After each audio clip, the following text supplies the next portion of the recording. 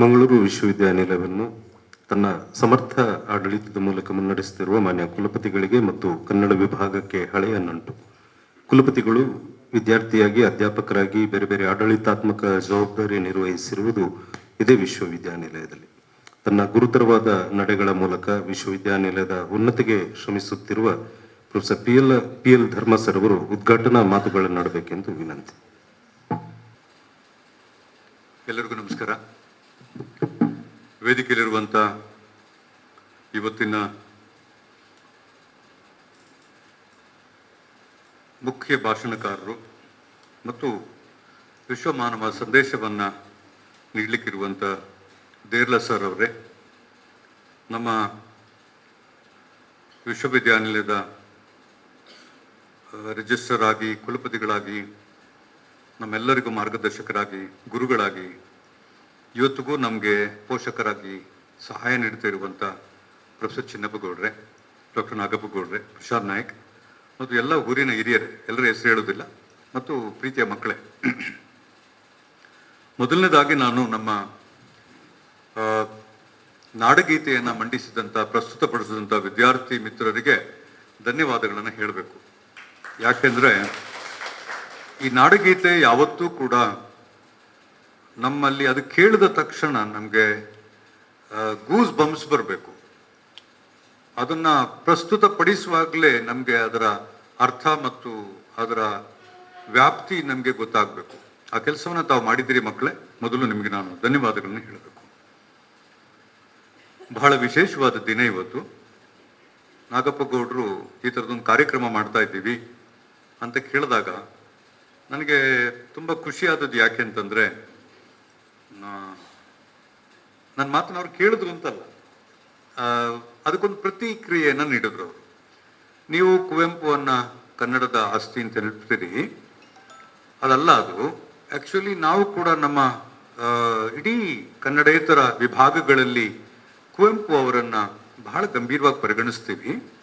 ಇಡೀ ನಿಮ್ಮ ಮಾತಿನ ವ್ಯಾಪ್ತಿಯನ್ನು ಸ್ವಲ್ಪ ಬದಲಾವಣೆ ಮಾಡ್ಕೊಳ್ಳಿ.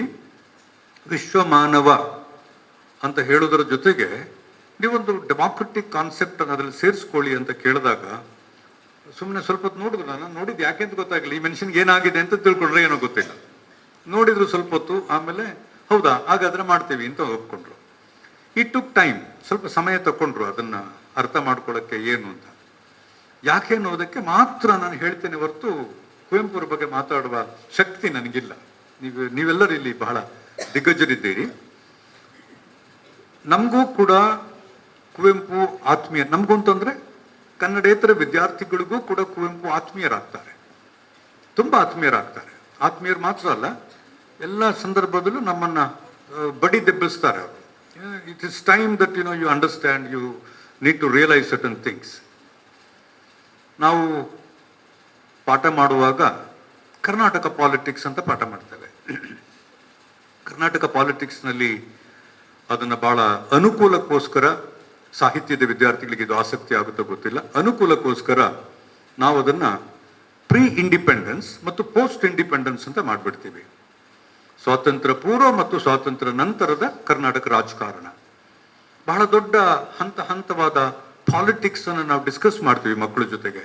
ಎನ್ವೈರ್ಮೆಂಟು ಕೂಡ ಸೇರಿದಾಗೆ, ಮಹಿಳಾ ಹೋರಾಟಗಳನ್ನು ಕೂಡ ಸೇರಿದಾಗೆ ಬಹಳ ರೀತಿಯಲ್ಲಿ ಕ್ಲಾಸಿಫೈ ಮಾಡಿ ಮಕ್ಕಳಿಗೆ ಅರ್ಥ ಆಗುವ ರೀತಿಯಲ್ಲಿ ನಾವು ಅದನ್ನು ಪ್ರಸ್ತುತಪಡಲಿಕ್ಕೆ ನೋಡ್ತೇವೆ. ಬಹಳ ದೊಡ್ಡ ದೊಡ್ಡ ಹೆಸರುಗಳಿದ್ದಾವೆ, ಬಹಳ ದೊಡ್ಡ ದೊಡ್ಡ ಹೆಸರುಗಳಿದ್ದಾವೆ. ಕರ್ನಾಟಕ ಪಾಲಿಟಿಕ್ಸ್ ಅಂತ ಬಂದಾಗ ಬಹಳ ಇಡೀ ನಿಮ್ಮ ಆ ಲೈನ್ ಆಫ್ ಥಿಂಕರ್ಸ್ಗಳು, the line of people have contributed to Indian independence, ಅದನ್ನು ನೀವು ನೋಡ್ತಾ ಬಂದರೆ ಕರ್ನಾಟಕದಲ್ಲಿ ಬಹಳ ದೊಡ್ಡ ಹೆಸರಿದೆ. ಎಷ್ಟೋ ಸಂದರ್ಭದಲ್ಲಿ ನಾವು ಅದನ್ನು ಮರ್ತೇ ಬಿಡ್ತೇವೆ ಮತ್ತು ಅದನ್ನು ಅಷ್ಟು ಗಮನಿಸೋದಿಲ್ಲ. ಒಬ್ಬ ವೈಯಕ್ತಿಕವಾಗಿ ರಾಜ್ಯಶಾಸ್ತ್ರದ ವಿದ್ಯಾರ್ಥಿಯಾಗಿದ್ದುಕೊಂಡು ಕರ್ನಾಟಕದಲ್ಲಿ ಭಾಷೆಯನ್ನು, ಸಂಸ್ಕೃತಿಯನ್ನು ಮತ್ತು ಇಲ್ಲಿರುವ ಎಲ್ಲ ಸಮಸ್ಯೆಗಳನ್ನು ಒಟ್ಟುಗೂಡಿಸಿ ಒಂದು ರೀತಿಯಲ್ಲಿ ಅದನ್ನು ತಾವು ಪ್ರಶ್ನೆ ಮಾಡ್ಬೋದು, ಒಂದು ರೀತಿಯಲ್ಲಿ ಒನ್ ವೇ ಸ್ವಾತಂತ್ರ್ಯ ಹೋರಾಟಕ್ಕೆ ಬಹಳ ದೊಡ್ಡ ಕಾಂಟ್ರಿಬ್ಯೂಟ್ ಮಾಡಿದವರು ಕುವೆಂಪು ಅವರು ಅಂತ ಕೂಡ ನನಗೆ ಬಹಳ ದೊಡ್ಡ ಮಟ್ಟದ ನಂಬಿಕೆ ಇದೆ ಮತ್ತು ಹೌದು ಕೂಡ. ಬಹಳ ಇಂಟ್ರೆಸ್ಟಿಂಗ್ ಆದ ಸ್ಟೋರಿಯನ್ನು ನಿಮ್ಮ ಜೊತೆಗೆ ಒಂದು 5 ನಿಮಿಷ ಹಂಚ್ಕೋತೀನಿ.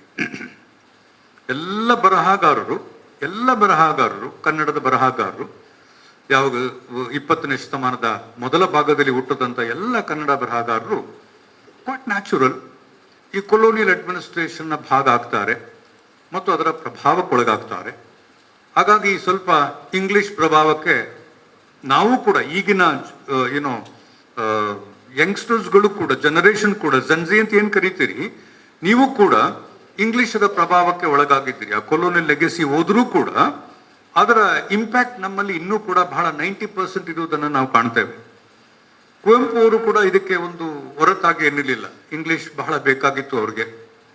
ಇಂಗ್ಲಿಷ್ನ ಬಹಳ ದೊಡ್ಡ ಮೆಚ್ಚುಗೆ ವ್ಯಕ್ತಪಡಿಸ್ಕೊಂಡು ಒಂಥರದಲ್ಲಿ ಇಂಗ್ಲಿಷನ್ನೇ ಬಹಳ ಮುಖ್ಯವಾದ ಭಾಷೆ ಅಂತ ಆಯ್ಕೆ ಮಾಡ್ಕೊಂಡಿದ್ರು. ಕ್ಷಮಿಸಬೇಕು, ಆ ಥರ ಮಾತಾಡಿದ್ರೆ ತಪ್ಪಾಗುತ್ತೆ ಅನ್ಕೊಳುತ್ತೆ. ಆಯ್ಕೆ ಮಾಡ್ಕೊಂಡಿದ್ರೆ ಏನೋ ಗೊತ್ತಿಲ್ಲ. ಆದರೆ ಪ್ರೊಫೆಸರ್ ರಾಘವೇಂದ್ರ ರಾಯರು, ನಮ್ಮ ಪ್ರೊಫೆಸರ್ ಅವರು, ವೆಸ್ಟರ್ನ್ ಪೊಲಿಟಿಕಲ್ ಥಾಟ್ ಮಾಡ್ತಿದ್ದವರು, ಕರ್ನಾಟಕ ಪೊಲಿಟಿಕ್ಸ್ ಪಾಠ ಮಾಡುವಾಗ ನೀವೆಲ್ಲ ಕನ್ನಡ ಸಾಹಿತ್ಯ ಓದಬೇಕು, ಯಾಕೆಂತಂದ್ರೆ ಕನ್ನಡ ಸಾಹಿತಿಗಳ ರೀತಿಯಲ್ಲಿ ಸ್ವಾತಂತ್ರ್ಯ ಹೋರಾಟಕ್ಕೆ ಕಾಂಟ್ರಿಬ್ಯೂಟ್ ಮಾಡಿದವರು ಯಾರೂ ಇಲ್ಲ ಅಂತ ಹೇಳಿ ಕುವೆಂಪು ಪಾಠ ಮಾಡ್ತಿದ್ದು ನನಗೆ ನೆನಪಾಗುತ್ತೆ. ಆ ಪಾಠದ ನೆನಪುಗಳನ್ನು ಒಂದು 5-6 ವಿಷಯಗಳನ್ನು ನಾನು ಇಲ್ಲಿ ಬರ್ಕೊಂಡಿದ್ದೆ. ಯಾಕೆಂದ್ರೆ ನನಗೆ ಅದು ಒಂದು ಚೌಕಟ್ಟಾಗಿ ಕೆಲಸ ಮಾಡಲಿ ಅಂತ. ಬಹಳ ದೊಡ್ಡ ಕತೆ ನನಗೆ ಅದು, ಬಹಳ ದೊಡ್ಡ ಕತೆ ಅದು. ಇಂಗ್ಲಿಷ್ ಪ್ರಭಾವಕ್ಕೆ ಒಳಗಾಗಿ ಇಂಗ್ಲಿಷ್ನಲ್ಲಿ ಬರೆದಾಗ ಮಾತೃಭಾಷೆ, ಮದರ್ ಟಂಗ್ ಎಷ್ಟು ಇಂಪಾರ್ಟೆಂಟ್ ಆಗುತ್ತೆ ಅಂತ ಒಬ್ಬ ಐರಿಷ್ ಸ್ಕಾಲರ್ನ ಪ್ರಭಾವಕ್ಕೆ ಒಳಗಾಗಿ ಅವರಿಂದ ಪ್ರೇರೇಪಿತರಾಗಿ ಕನ್ನಡದ ಪ್ರಾಮುಖ್ಯತೆಯನ್ನು ತಿಳ್ಕೊಂಡಿಲ್ಲ ಅಂತಲ್ಲ, ಕನ್ನಡದ ಪ್ರಾಮುಖ್ಯತೆ ಯಾಕೆ ಬಹಳ ಮುಖ್ಯ ಅನ್ನೋದನ್ನ ತಿಳ್ಕೊಂಡು ಕನ್ನಡದಲ್ಲೇ ಬರೀಲಿಕ್ಕೆ ಪ್ರಾರಂಭ ಮಾಡಿ ಇಡೀ ಪ್ರಪಂಚದಲ್ಲಿ ಹೆಸರು ಮಾಡ್ತಾರೆ ಅವರು. ಮತ್ತು ಹೆಸರು ನಿಮಗೆ ಅದು ಗೊತ್ತು, ಅದು ದೊಡ್ಡ ಕತೆ, ಚರಿತ್ರೆ ಅದು.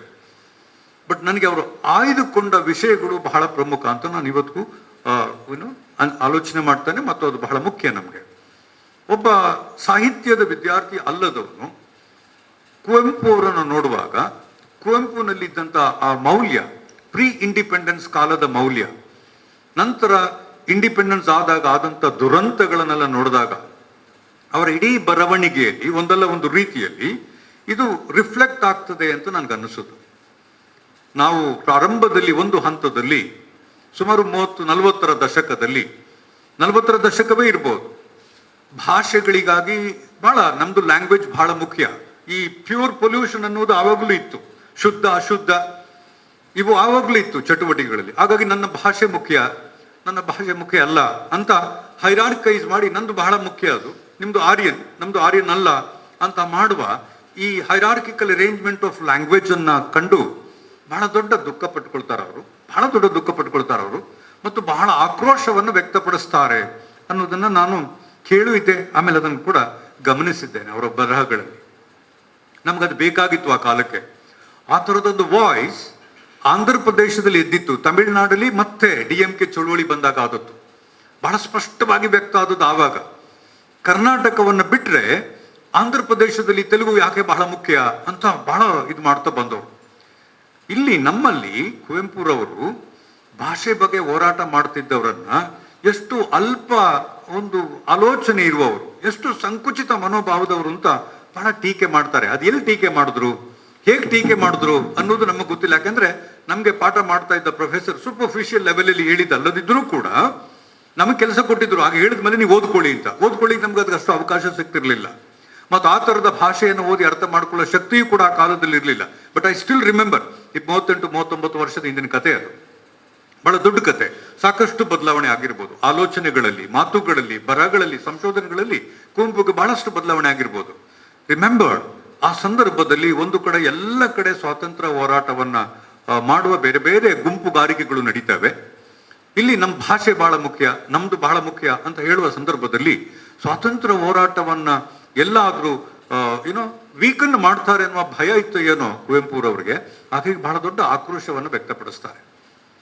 ಇಡೀ ಸ್ವಾತಂತ್ರ್ಯ ಹೋರಾಟ ಹೇಗಿರ್ಬೇಕು ಅಂತಂದ್ರೆ ತನ್ನ ಸ್ಥಾನವನ್ನು ಉಳಿಸ್ಕೊಂಡು, ಒಂದು ನನ್ನ ಭಾಷೆಯನ್ನು ಉಳಿಸ್ಕೊಂಡು ಒಂದು ಲಾರ್ಜರ್ ಕನ್ನಡ ಬೆಳಿಬೇಕು, ಒಂದು ಲಾರ್ಜರ್ ನೇಷನ್ ಬೆಳಿಬೇಕು ಅಂತ ಬಹಳ ದೊಡ್ಡ ನ್ಯಾಷನಲಿಸಮ್ದು ಚರ್ಚೆಗೆ ಒಳಗೊಳ್ತಾರೆ ಅವರು.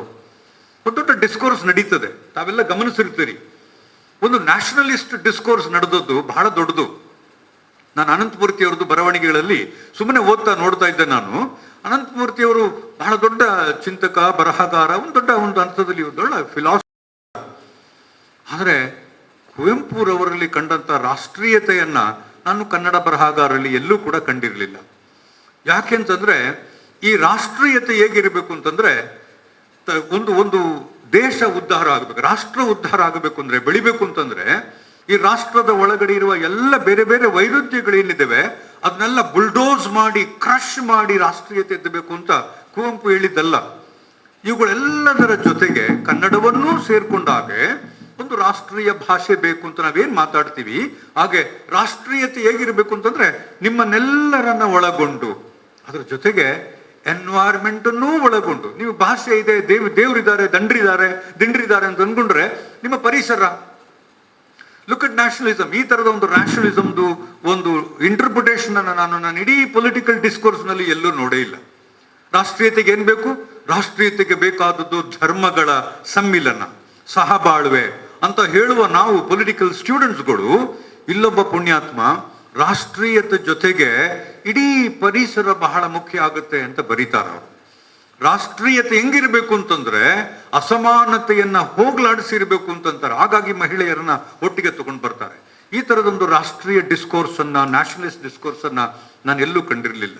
ನಾವು ಬೇರೆಯವರು ತಮಿಳರಿದ್ರು, ತೆಲುಗು ಇದ್ರು, ಮಲಯಾಳಂ ಇದ್ರು, ತಮಿಳ್ ಇದ್ರು, ಕನ್ನಡ ಇದ್ರು ಅಂತ ಹೀಗೆ ಬಹಳ ಹಚ್ ಮಾತಾಡ್ತೀವಿ ಹೊರತು ಒಂದು ಕಂಪ್ಲೀಟ್ ಆದ ಒಂದು ಆರ್ಗ್ಯುಮೆಂಟ್ ಅನ್ನ ಕುವೆಂಪು ಅವರು ರಾಷ್ಟ್ರೀಯತೆಗೆ ಕೊಟ್ಟದ್ದು ನನಗೆ ಇವತ್ತಿಗೂ ಕೂಡ ಆಶ್ಚರ್ಯ ಅನ್ನುತ್ತದೆ. ಇದು ತುಂಬಾ ಎಕ್ಸ್ಪ್ಲೋರ್ ಮಾಡಿರ್ತಾರೆ ಸಂಶೋಧಕರು ಮತ್ತು ಹಿರಿಯರು. ಇದು ದೊಡ್ಡ ವಿಷಯ ಏನಲ್ಲ ನನಗೆ, ಅವರ ವಿಷಯಕ್ಕೆ ಇದು ದೊಡ್ಡ ವಿಷಯ ಅಲ್ಲ. ಆದ್ರೆ ಈ ತರದ ನಮ್ಮ ಪೊಲಿಟಿಕಲ್ ಸೈನ್ಸ್ ಮಕ್ಕಳು ಕೂಡ ಕರ್ನಾಟಕ ಪಾಲಿಟಿಕ್ಸ್ ಅಲ್ಲಿ ಓದ್ತಾರೆ ಅನ್ನೋದಕ್ಕೆ ನಾನು ನಿಮ್ಗೆ ಹೇಳಬೇಕಾಗಿತ್ತು. ಈ ಹಿನ್ನೆಲೆಯಲ್ಲಿ ಪ್ರಜಾಪ್ರಭುತ್ವವನ್ನು ಕನ್ಸೆಪ್ಚುಲೈಸ್ ಮಾಡ್ಕೊಂಡದ್ದು ಬಹಳ ಮುಖ್ಯ ಆಗುತ್ತೆ. ಇದು ಜನ್ಮ ದಿನಾಚರಣೆ ಇಡೀ ದೇಶಕ್ಕೆ ಮತ್ತು ಕರ್ನಾಟಕಕ್ಕೊಂದು ಮಾದರಿ ಆಗಬೇಕು. ಯಾಕೆಂತಂದ್ರೆ ಇಲ್ಲಿ ಡೆಮಾಕ್ರಸಿಯನ್ನ ನಾವು ಚುನಾವಣೆ ಮತ್ತು ಇನ್ನಿತರ ಚುನಾವಣಾ ಸಂಬಂಧಿತ ಚಟುವಟಿಕೆಗಳಿಗೆ ಮೀಸಲಿಟ್ಬಿಟ್ಟಿದ್ದೇವೆ ಹೊರತು ಕುವೆಂಪುರವರಲ್ಲಿ ಒಂದು ಡೆಮಾಕ್ರಸಿಯನ್ನು ನಾವು ಕಂಡಿರಲಿಲ್ಲ. ಈ ಡೆಮಾಕ್ರಸಿ ಹೇಗಿರ್ಬೇಕು ಅಂತಂದ್ರೆ ನೀವು ಕಣ್ಣು ಬಿಟ್ಟು ನೋಡಿದಾಗ ನಿಮಗೆ ಏನೇನೆಲ್ಲ ಕಾಣುತ್ತೋ ಎಲ್ಲ, ಮಹಿಳೆಯರು, ಪುರುಷರು, ಸಮಾನರು, ಬಡವರು, ಶ್ರೀಮಂತರು ಮತ್ತು ಇದೆಲ್ಲ ಜೀವ ಜಲಚರಗಳೆಲ್ಲವೇನಿದು ಅವುಗಳೆಲ್ಲದರ ಸಮಾಗಮ ಮತ್ತು ಸಮಾನತೆಯಿಂದ ಬದುಕುವ ಒಂದು ವ್ಯವಸ್ಥೆ. It's not just having right to vote and then democratising the whole process. Democracy ಅಂತಂದ್ರೆ ಪಂಚಾಯತಿಗೆ ಅಧಿಕಾರ ಕೊಡೋದು ಅಂತ ಎಂತ ತಪ್ಪು ಕಲ್ಪನೆ ಮಾಡಿ ಜನರನ್ನ ಮೋಸ ಮಾಡ್ಬಿಟ್ಟಿದೀವಿ ಅಂತಂದ್ರೆ ದುಃಖ ಇದೆ ನನಗೆ ಹಂಗೆ ಹೇಳಿದ್ರೆ. ಡೆಮಾಕ್ರಸಿ ಅನ್ನೋದು ಒಂದು ಆಲೋಚನಾ ಕ್ರಮ. ಡೆಮಾಕ್ರಸಿ ಅನ್ನೋದು ನಿಮ್ಮ ಮೌಲ್ಯ, ವ್ಯಾಲ್ಯೂ ಮೋರ್ ದೆನ್ ರಿಲಿಜನ್ ಅನ್ನೋದನ್ನ ಕುವೆಂಪು ಅವರು ಬಹಳ ಗಂಭೀರವಾಗಿ ಹೇಳಿಕೊಟ್ಟಿದ್ರು. ನಾವು ಪೊಲಿಟಿಕಲ್ ಸೈನ್ಸ್ ಅವರು ಅಥವಾ ಕರ್ನಾಟಕದಲ್ಲಿ ಈ ಚಳುವಳಿ ಮಾಡೋರು ಇದನ್ನು ಹೆಚ್ಚು ಎಕ್ಸ್ಪ್ಲೋರ್ ಮಾಡಕ್ ಹೋಗ್ಲಿಲ್ಲ ಅಂತ ನನಗೆ ಅನ್ನಿಸ್ತದೆ. ಯಾಕಂದ್ರೆ ಈ ಚಳುವಳಿಗೆ ಸಂಬಂಧಪಟ್ಟ ಹಾಗೆ ಈ ಬರವಣಿಗೆಗಳು ಬಂದಾಗ ನಾನು ಹೆಚ್ಚು ಇದನ್ನು ನೋಡಿರ್ಲಿಲ್ಲ. ಹಾಗಾಗಿ ಇದನ್ನು ನಿಮ್ಮ ಮುಂದೆ ಇಡ್ತಾ ಇದ್ದೀನಿ ಮಕ್ಕಳೇ. ಈಗಾಗಲೇ ಸಂಶೋಧಕರು ಅದನ್ನು ಮಾಡಿದ್ರೆ ಅವ್ರ ಮೇಲೆ ಗೌರವ ಇದೆ, ಬಟ್ ಇದನ್ನು ನೀವು ಎಕ್ಸ್ಪ್ಲೋರ್ ಮಾಡಬೇಕಾದಂತ ಅವಶ್ಯಕತೆ ಇದೆ. ಎಲ್ಲ ಕಡೆ ಸಹಬಾಳ್ವೆ ಇರಬೇಕು. ಎಂತ ಅದ್ಭುತವಾದ ನಾಡಗೀತೆ ಅದು. ಈ ನಾಡಗೀತೆಗಿಂತಲೂ ರಾಷ್ಟ್ರೀಯತೆಯ ಭಾವನೆಯನ್ನು ಮೂಡಿಸ್ಲಿಕ್ಕೆ ಬೇರೆ ಏನಾದ್ರು ಬೇಕಿದೆಯಾ ನಮ್ಗೆ? ಈ ನಾಡಗೀತೆನ ಹೇಳ್ತಾ ಹೇಳ್ತಾ ಹೇಳ್ತಾ ದ್ವೇಷವನ್ನು ಹಾಕೊಂಡು ಒಂದು ಕಡೆ, ಸರ್ ಹೇಳಿ ತಪ್ಪಾದ್ರೆ ಕ್ಷಮಿಸ್ಬಿಡಿ, ವೇದಿಕೆನಲ್ಲೋ ಎಲ್ಲೋ ಯಾರೋ ಹಿರಿಯರನ್ನ ಭೇಟಿ ಮಾಡಿದಾಗ ಏನೋ ಮಾತಾಡ್ತಿದ್ರಂತೆ ಸರ್ ಕುವೆಂಪುರವರು, ಮತ್ತು ಕನ್ನಡದಲ್ಲಿ ಮತ್ತು ಇಂಗ್ಲಿಷ್ ಹಾಗೆ ನಿರರ್ಗಳವಾಗಿ ಮಾತಾಡ್ತಿರ್ಬೇಕಾದ್ರೆ ಎಲ್ಲರೂ ಬಹಳ ಬಹಳ ಗಂಭೀರವಾಗಿದ್ರಂತೆ. ಎಷ್ಟು ಒಂದು ರಿಯಾಕ್ಷನ್ ಲೆಸ್ ಫೇಸ್ ಅನ್ನು ನೋಡಿ ಬಹಳ ದುಃಖ ಪಟ್ಕೊಳ್ತಾರ ಅವರು. ನಾನು ಏನು ಹೇಳ್ತಾ ಇದ್ದೀನಿ ಇಲ್ಲಿ, ನಿಮ್ಗೆ ಇದೊಂದು ಜೀವನ ಇಲ್ವಲ್ಲ ನಿಮ್ಮ ಮುಖದಲ್ಲಿ ಅಂತಂದಾಗ ನಗು ಎಷ್ಟು ಮುಖ್ಯ ಅಂತ ಅಂದಿದ್ರು. ಡೆಮಾಕ್ರಸಿಗೆ ಇದು ಕೂಡ ಬಹಳ ಮುಖ್ಯವೇ. ನೀವು ಯಾರು ಇದನ್ನು ಯಾಕೆ ಇಟ್ಕೊಳ್ತೀರಿ ಅಂತ ಗೊತ್ತಿಲ್ಲ. ಡೆಮಾಕ್ರಸಿ ಅಂದ್ರೆ ಏನು? ಬರೀ ಇದು ಮಾತ್ರ ಅಲ್ಲ, ಚಟುವಟಿಕೆ ಮಾತ್ರ ಅಲ್ಲ, ಒಂದು ಒಳ್ಳೆ ಸಂಬಂಧವೂ ಕೂಡ ಹೌದು, ಸಂಬಂಧದ ಒಂದು ಪ್ರಕಾರವೂ ಕೂಡ ಹೌದು. ಸಂಬಂಧ ಸುಮ್ಮನೆ ಬೆಳೆಯೋದಿಲ್ಲ, ಗೋಡೆ ಹತ್ರ ಹೋಗಿ ಸಂಬಂಧ ಬೆಳೆಸ್ಕೊಳಕ್ ಆಗೋದಿಲ್ಲ. ಮಾನವೀಯ ಸಂಬಂಧ ಅಂತ ಏನು ಇವ್ರು ಹೇಳ್ತಾರೆ ಅವರು ನಮ್ಮ ನಾಡಗೀತೆಯಲ್ಲಿ, ಇದು ಸುಮ್ಮನೆ ಆಗೋದಿಲ್ಲ. ಅದು ನ್ಯಾಚುರಲ್ ಆಗಿ ಬರುವ ಒಂದು ಇನ್ಸ್ಟಿಂಕ್ಟ್ ಅಲ್ಲ ಅದು. ಅದಕ್ಕೆ ಒಂದು ಆಕ್ಷನ್ಗೆ ಇನ್ನೊಂದು ರಿಯಾಕ್ಷನ್ ಇರಲೇಬೇಕು. ನಗುವೇ ಇಲ್ಲ ನಿಮ್ಮಲ್ಲಿ, ನಗಲಿಕ್ಕೆ ಗೊತ್ತೇ ಇಲ್ಲ ನಿಮ್ಗೆ. ನಗುವನ್ನೇ ಮರೆತು ಬಿಟ್ಟಿದ್ದೀರಿ. ಕಳೆದ ಸಾರಿ ಭಾಷಣದಲ್ಲಿ ನಾನು ಹೇಳಿದ್ದೆ, ನಮ್ಮ ಕ್ಯಾಂಪಸ್ನಲ್ಲಿ ಈಗ ಯಾಕೆ ಇದು ಲ್ಯಾಂಗ್ವೇಜ್ ಡಿಪಾರ್ಟ್ಮೆಂಟ್ಗಳು ಇಂಪಾರ್ಟೆಂಟ್ ಆಗ್ತವೆ ಅಂತಂದ್ರೆ, they have to teach us romance ಅಂದ್ರೆ ಸಿನಿಮಾ ಅಂತ ದಯವಿಟ್ಟು ತಿಳ್ಕೋಬಾರ್ದು. ಈ ಭಾಷಾ ವಿಜ್ಞಾನಗಳು ನಮ್ಮ ಕ್ಯಾಂಪಸ್ಸಲ್ಲಿ ಇಂಗ್ಲಿಷ್ನವರಾಗಿರ್ಲಿ ಮತ್ತು ಕನ್ನಡದವರಾಗಿರ್ಲಿ, ನಮ್ಗೊಂದು ರೊಮ್ಯಾನ್ಸ್ ಅನ್ನೋ ಒಂದು ಬ್ಯೂಟಿಯನ್ನ, ಒಂದು ಬದುಕನ್ನ ಹೇಳ್ಕೊಡ್ಬೇಕಾದ ದೊಡ್ಡ ಜವಾಬ್ದಾರಿ ಇದೆ ನಿಮ್ಗೆ. ಭಾಷೆಯನ್ನು ಹೇಳ್ಕೊಡ್ಬೇಕು, ದೊಡ್ಡ ಜವಾಬ್ದಾರಿ ಇದೆ. ಒಬ್ಬ ಮ್ಯಾಥಮೆಟಿಕ್ಸ್ ಟೀಚರ್ಗೂ ಭಾಷೆ ಬೇಕು, ಅದನ್ನು ಹೇಳ್ಕೊಡುವ ಜವಾಬ್ದಾರಿ ನಿಮಗಿದೆ. ನೀವೇ ಡಲ್ ಆದರೆ ಕ್ಯಾಂಪಸ್ಸಲ್ಲಿ, ನಿಮ್ಮಲ್ಲೇ ನಗು ಇಲ್ಲ ಅಂತಂದ್ರೆ, ನೀವೇ ನಗುವಿನ ಪ್ರಾಮುಖ್ಯತೆಯನ್ನು ಮಾಡದಿದ್ರೆ ಸಾಮಾಜಿಕ ಸಂಬಂಧ ಹೇಗೆ ಬೆಳಿಬೇಕು? When I do not get reaction from you, ಡೆಮಾಕ್ರಸಿದ ಅರ್ಥ ಏನು ಬರಬೇಕು? ಇದಕ್ಕೆ ನನಗೆ ನಮ್ಮ ಕುವೆಂಪು ಅವರು ಬಹಳ ಮುಖ್ಯ ಆಗ್ತಾರೆ ಅಂತ ನಾನು ತಿಳ್ಕೊಂಡಿದ್ದೇನೆ. ನನಗೆ ಇನ್ನೊಂದು ದೊಡ್ಡ ವಿಷಯ, ದಲಿತ ಚಳುವಳಿಯಲ್ಲೆಲ್ಲ ಕೆಲಸ ಮಾಡ್ತಾ ಇದ್ದ ಸಂದರ್ಭದಲ್ಲಿ DSF ಅಂತ ಓಪನ್ ಮಾಡಿದ್ವಿ ಮಡಿಕೇರಿನಲ್ಲಿ. ಆ ಚಳುವಳಿ ಸಂದರ್ಭದಲ್ಲಿ ಸ್ಟೂಡೆಂಟ್ ಫೆಡರೇಷನ್ ಅಂತ ಓಪನ್ ಮಾಡಿದ್ವಿ. ಅವಾಗ ನಮ್ಮನ್ನೆಲ್ಲ ಒಳಗಡೆ ಸೇರಿಸ್ಕೊಂಡ್ರು. ಯಾಕಂದ್ರೆ ಇದನ್ನೆಲ್ಲ ಹೇಳಿ ತಿಳ್ಕೊಳ್ಳುವ ಶಕ್ತಿ ಇಲ್ಲದಿದ್ದಾಗ ಹಿರಿಯರು ಏನ್ ಹೇಳ್ತಾರೆ, ಎಲ್ಲರೂ ಎಲಿಟ್ ಡ್ರಿವನ್ ಮೂವ್ಮೆಂಟ್ಗಳು ನಮ್ದು. ಅವ್ರು ಏನ್ ಹೇಳ್ತಾರೆ ಹಂಗೆಲ್ಲ ಫಾಲೋ ಮಾಡ್ಬೇಕಾಗತ್ತೆ. ಆ ಸಂದರ್ಭದಲ್ಲಿ ಪಿಚ್ಚಳ್ಳಿ ಅಂತ ಒಬ್ರು ಬಂದ್ರು, ಪಿಚ್ಚಳ್ಳಿ ಶ್ರೀನಿವಾಸ್, ಕೇಳಿದಿರಿ ನೀವೆಲ್ಲ, ಬಹಳ ದೊಡ್ಡ ಹಾಡುಗಾರ. ಅವರು ಮೂಢನಂಬಿಕೆಗಳ ಬಗ್ಗೆ ಮಾತಾಡ್ತಾ ಇದ್ರು.